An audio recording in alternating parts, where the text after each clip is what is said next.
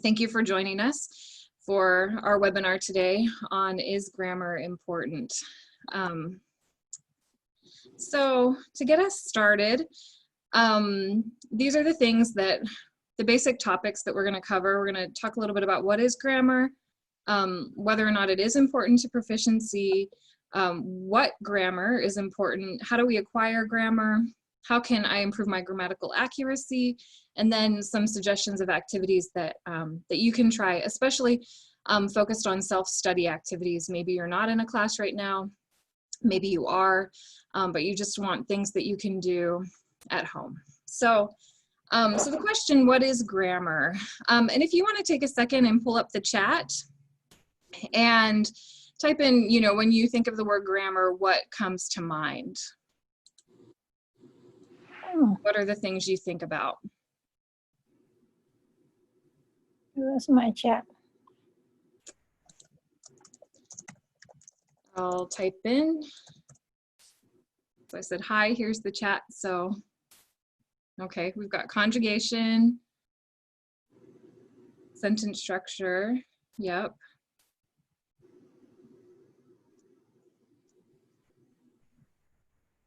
Rules of structure and conjugation, patterns, very good. Yeah, and so all of those things that you pointed to, probably as well as, you know, the parts of speech and the things that are listed here in the image. Basically, grammar includes the entire system and structure of a language. So it's kind of the whole package. It includes word order, how words are formed or changed through conjugation or other inflections, possessives, things like that. And most importantly, how they're changed to convey meaning. So it's changed for a purpose, right? Because it means something different. And also how words relate to one another in a sentence, etc. So when you think about grammar, and you think about grammar in your native language, you just kind of know those rules. You learn them as you're growing up, just kind of intuitively. So that also is the grammar that you have in your head. But grammar also includes rules for how a language should be used. So what is correct and incorrect. You know, even native speakers may sometimes not follow the rules for how language should be used, but there are these rules. That is what is sort of standard in a language. And so then we get to the question of, is grammar important to proficiency? And I think you all agreed in the poll at the beginning that yes, it is important. So if you think about proficiency being the ability to use language to communicate meaningfully, you have to ask, can you really communicate meaningfully without grammatical accuracy? In some cases, you may be able to, in very simple situations, but overall, the more complex and complicated an interaction is, you know, maybe the more important being precise in what you're saying is actually going to be. So the importance of grammar in language teaching has kind of shifted over time. In different teaching methods and way that teachers approach language learning, at various times, grammar has been king. It's been pretty much the only thing that was focused on. The pendulum has kind of shifted, so that now there is this big focus on building proficiency. And in that process, the role of grammar maybe has decreased a little bit in the classroom. And so it's kind of an interesting balance where things are always kind of shifting.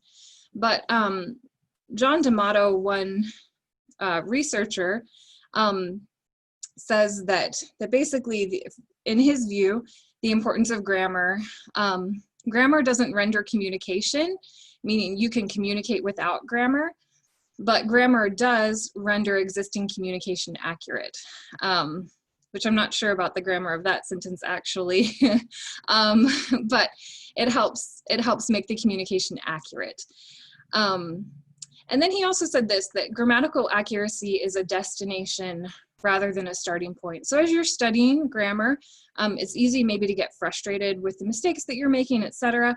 But really accuracy is an end goal that you're going to be working at for a long time. So be patient with yourself.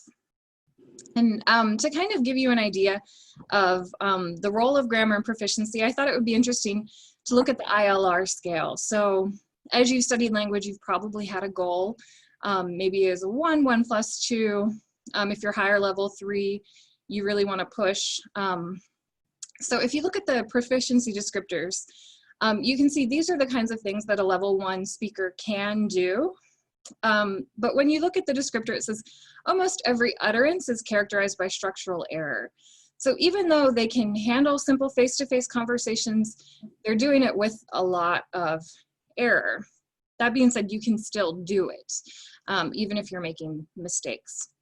At level 2, here are some of the things that you can do. Even limited work demands, conversations about current events, etc.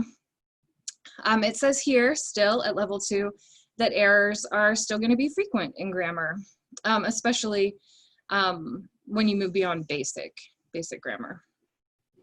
At level 3, at this point, your general professional proficiency, you can understand cultural nuances a little bit. You're getting into opinions, stating and defending policy, conducting meetings, doing all of these things. And the ILR still says that you have some noticeable imperfections, especially with low frequency and highly complex structures. So even doing all those things, there's still going to be grammatical errors. And finally, at level 4, you get full professional proficiency. Basically, you can do anything in the language. Attend conferences, lectures, debates, give presentations, etc. And still at this point, there's an occasional non-native slip. So my point in talking through this is just to say, you can do a lot with the language, you can still communicate a lot and still make grammatical errors. So I'm not trying to say that grammar isn't important, but it's not everything.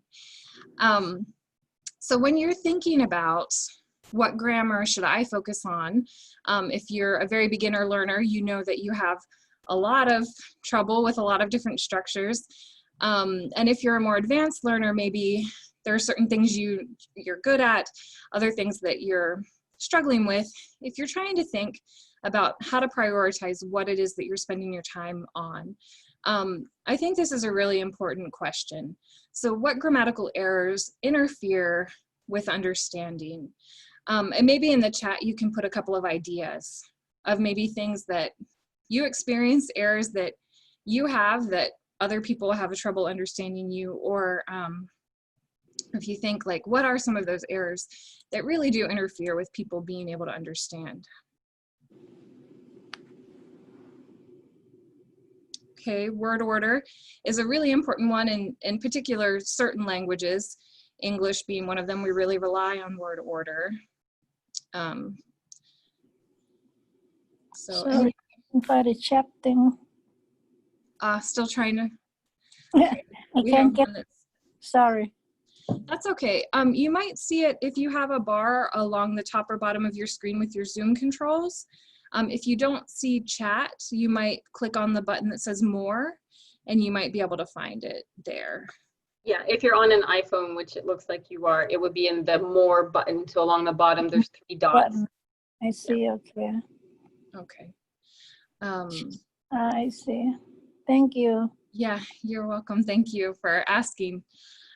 So we have syntax conjugation to match tense. So sometimes tenses can be confusing. You have masculinity, so the idea of gender. Okay, Christina's giving us one specific to Chinese, verbal complements.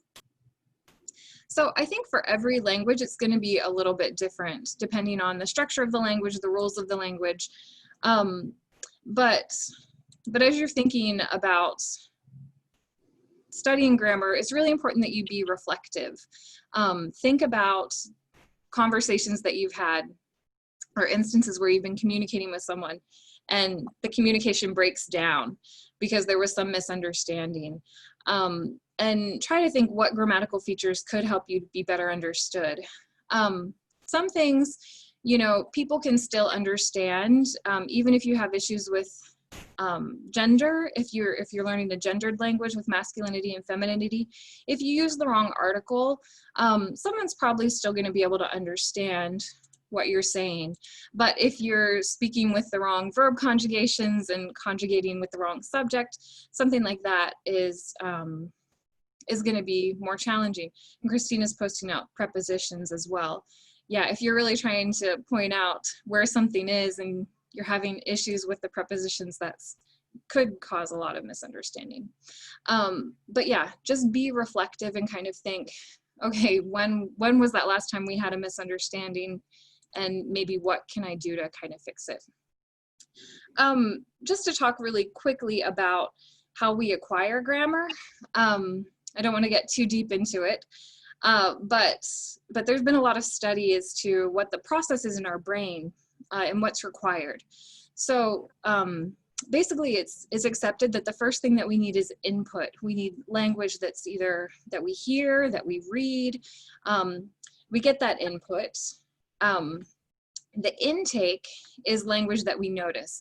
So with all the language that's coming at us, what is it that we notice? Do we start noticing patterns? Do we start noticing certain forms of the language? So we have to have that certain level of awareness where we start noticing patterns. Sort of the awareness level 2 is our explicit knowledge of the language. So our knowledge about the forms, the rules, how language works, and being able to kind of explain that. But there's also implicit knowledge, which is kind of what native speakers of a language have, where you know something isn't right just because it kind of doesn't sound right or doesn't feel right, or you just know whether it's kind of right or wrong. But you might not be able to explain why. And then as you're kind of building that kind of awareness, then you have output, and that's the language that we produce. So those are kind of the steps. Input, you have to notice things, you build on those language structures, and then you're able to produce. And when we think about grammar too, there's, again, kind of that procedural memory. This is kind of that declarative or explicit. You know how to do things. Oh, I'm sorry. This is more the implicit one, where you know how to conjugate a verb in English, or you understand, you know, the past tense in your native language. It's not really conscious, but it's based on your past experience. It's kind of like riding a bike. Once you learn it, you just kind of know how to do it. You don't forget it. Declarative memory, though, is that explicit knowledge. It's your ability to recall the facts, concepts, rules, and this is something that is very conscious, and it needs to be remembered. And so as you're acquiring grammar, you might start with the declarative memory, but we really want to get it toward that procedural memory. So learning how to ride a bike. And this picture is really just showing that sometimes even after we learn a rule, we make mistakes. So as you're learning a second language, your brain is trying to process all of the input that you're getting. And you start, even without realizing it, making assumptions about how things work. And you kind of build your own grammar inside your mind. As you go to classes, as you learn, as you get more input, you start seeing things that might contradict the rules that you have in your mind. And you have to restructure the things that you have, your internal rules. And as you're restructuring, you make experiments, you try things, you're gonna make a lot of mistakes. But over time, just like with this curve, where you start something correct, you start using things incorrectly. Eventually, if you have enough practice, enough input, you'll be able to get back to that correct form. So don't worry if you've learned a rule, you had it for a while, but then you start struggling. This is a normal process that everyone who learns language goes through. And you can see this too with little children, even as they're learning their first language. So as you ask how you can improve your grammatical accuracy, here are some things to keep in mind. Don't get stuck on your mistakes. It's okay. Mistakes are part of the learning process. You're going to have to do them. You're going to make them, and eventually, with enough practice, you'll get there. Input is important. So watch movies, read books, do everything that you can to have conversations with native speakers or other speakers of the language, and pay attention. So as you're watching a movie, turn on the target language subtitles, read them, try and pay attention to the structures that you're seeing. That really can make a big difference in your language acquisition. Really, when you're thinking about grammar, focus on the purpose. You know, why that certain structure, what does it mean? And as you do that, that will be a little bit more effective than just memorizing the rules. So learning the rules is sort of like that declarative knowledge, but it's not going to get you that procedural knowledge of being able to use the grammar. And so it's really important that you practice as much as you can. Find other people to talk to, chat with people online, do a lot of reading, writing as necessary, and do some studying. Even if you're not in a class right now, find ways, creative ways that you can really practice and use the language. So now we're going to get into some of the activities that you might want to try. And again, I would emphasize it's probably going to be most effective for you if you're focusing on your purpose for trying to improve your grammar. So think about your communicative purpose. What is it that you actually want to communicate? And then think about what structures are going to help you communicate what it is that you want to do. And that's really going to give you the most impact in your practice, rather than just trying to drill on everything. Focus on those really important structures for what you want to do and what you want to say. So this might be super obvious, but the first thing that you might want to do is try Google. If there's a specific language structure that you have learned in class that you want additional practice with, or that you know that you struggle with, search for it on Google. A lot of times you'll find activities geared toward teachers to help students practice, and they can be beneficial for you. Even very simple drill kinds of activities as you're first starting to get comfortable with that grammar can be really valuable and important. You can also look at certain language learning apps, and DLS had a nice blog post about a few possibilities, and we've had, I think, some other materials about possible places that you can try. You can check with your LTS, or you can email me and ask if you have specific questions. But there are some that can be very helpful, especially if you're just at the very beginning of your learning with that particular grammar point, to kind of solidify and cement the rules, the structures. Another thing that you can try are grammar flashcards. I don't know if anyone has ever done grammar flashcards. When we think flashcards, we mostly think about vocabulary. But flashcards can also be very effective with grammar as well. So one thing you might do is, as you're reading or watching or listening or reading your textbook, if you find example sentences using the structure that you're interested in focusing on, you can create a flashcard for it. So you would put the complete example on one side of the card, and then on the other you would put either a sentence with a gap or a picture prompt or something that you can use to kind of quiz yourself. And then you can look at the prompts and try to produce the complete sentence. So that's something, you know, whether you use physical flashcards, digital flashcards, that's something that could be really effective for you with grammar practice. This picture might bring back some bad memories of high school English classes or maybe college courses. If you had to take any grammar and you had to diagram sentences. It's not the most fun activity for some people. Maybe if you love grammar, it might be up your alley, but it might be helpful and beneficial if you're kind of an analytical type person.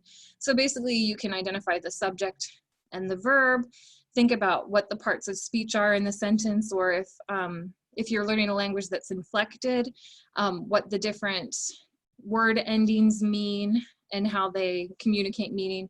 And that will really give you a very focused way to analyze the language and kind of pay attention to the relationships between the words. So not for everyone, but it's a suggestion.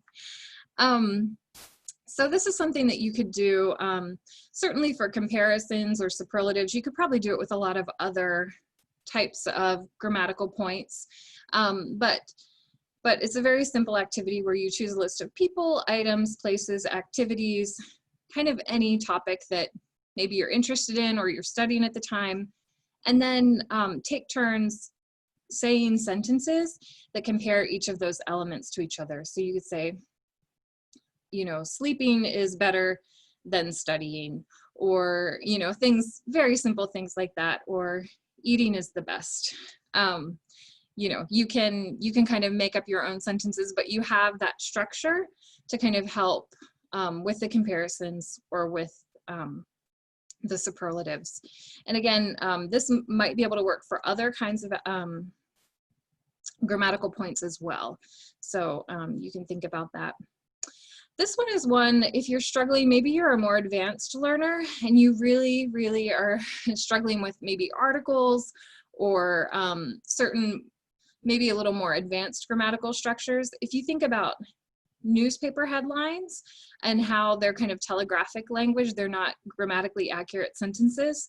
One thing that you could do would go to your favorite online news source, choose a headline, and rewrite it so that it's grammatically accurate. So if you think about the things that are typically left out, articles, some relative clauses and things, you know, it could be an interesting thing to try. Again, if you're maybe a more advanced learner and you're really trying to fine tune some of those particular grammar points. This is one that is really, really flexible. You could kind of do this one with any grammar point, I think, and it's sentence creation or completion. So you can identify really any grammar point that you're interested in. So for example, you could do future tense. Think of a context in which that particular grammar point is used. So if you're using future tense, maybe you're talking about your future plans. And then you could say or write a series of sentences about that context using the grammar. So you could think, okay, when there is a COVID-19 vaccine, I will finally, whatever. You could do this with past tense. You could do this basically any verb tense. You could do it with conditional clauses like we have in the image, if then sentences.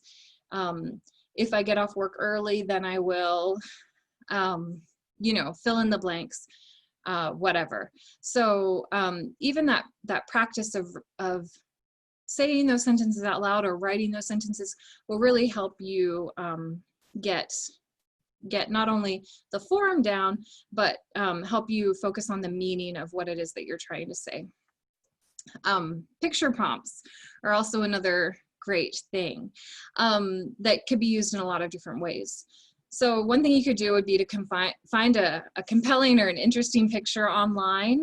And if you want to practice verbs, it would be maybe like an action. If you wanted to practice descriptions or other things, you know, maybe a different picture would be better. But for this particular picture, something is happening here, right? So to practice your verb tenses, you could say what is happening, maybe what will be happening next, what happened before this, what keeps happening, what has happened in the past. So you can kind of see, you know, you could practice a lot of different verb tenses with just one picture. And also it's kind of fun to use your imagination.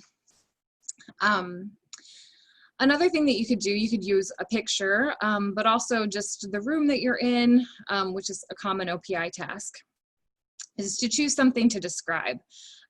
If you're describing people or things, you could be using a lot of adjectives, maybe even prepositions. Christina mentioned those earlier. If you're describing events or activities, then maybe you would be practicing more adverbs. Again, comparatives and superlatives could come up. But one technique, especially if you're just self-studying right now and not in a class, is to record yourself describing whatever it is, the person, place, thing, etc. And after you finish recording it, transcribe what you said, and then you can really focus in on the mistakes that you made and think about correcting them. You could even record yourself again trying to do it without those mistakes. So that's one technique that might be helpful and help you really focus on the forms that you want.